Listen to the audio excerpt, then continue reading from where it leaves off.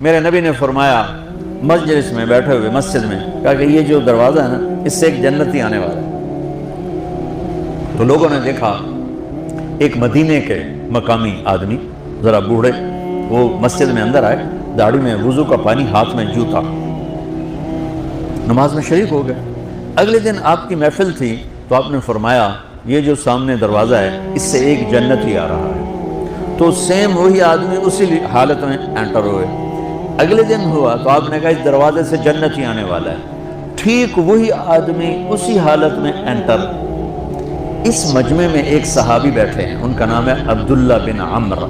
یہ 1,24,000 صحابہ میں ان کی ایک اسپیشلٹی ہے کہ یہ سب سے زیادہ عبادت کرتے تھے۔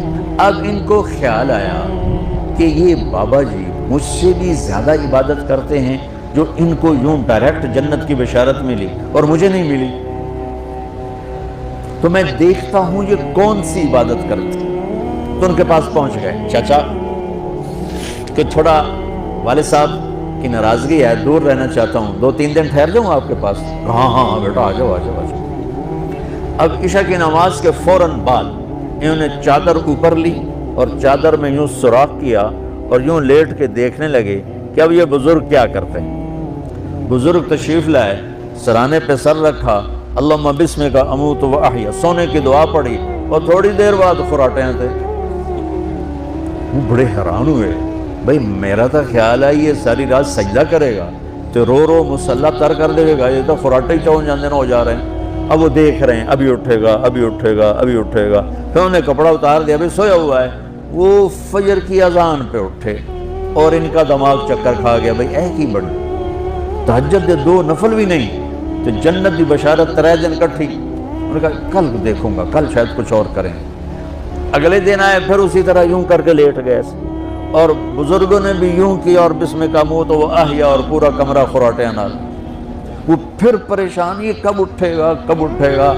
فجر کی اذان پہ اٹھے تو اور ان کی حیرت بڑھ گئی، کہنے والا سچا، اس کے بات کو تو چیلنج ہو نہیں سکتا، وہ محمد مصطفیٰ ہیں، لیکن یہ چکر کیا ہے، یہ جنت مل کیسے رہی ہے؟ چلو ایک رات اور صحیح۔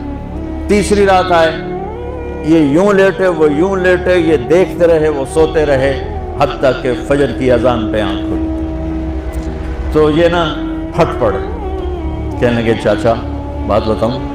کہنے کیا؟ کہ میری کوئی جھگڑا نہیں تھا ابا سے، میں نے 3 دن مسلسل تیرے بارے میں سنا جنتی آ رہا، 3 دن تجھے اللہ کے نبی نے بشارت دی جنتی ہے جنتی ہے جنتی ہے، لیکن میں اس بات پہ حیران ہوں تو ساری رات سوتا رہتا، کیا کرتے ہو؟ ساری رات تو سوتے گزار لیتے، کیا کرتے ہو؟ بیٹا ادھر آ گئے، کہنے لگے اب تمہیں اصلی بات بتاؤں، اب تمہیں اندر کی بات بتاؤں؟ تو کہنے لگے مجھے دیکھو، یہاں ہاتھ رکھا، یہ جو دل ہے نا، دل اس میں دنیا کی کسی انسان کی نفرت نہیں ہے، اور جب اللہ کسی کو کوئی رزق دیتا ہے تو مجھے کبھی حسد نہیں ہوا، مجھے خوش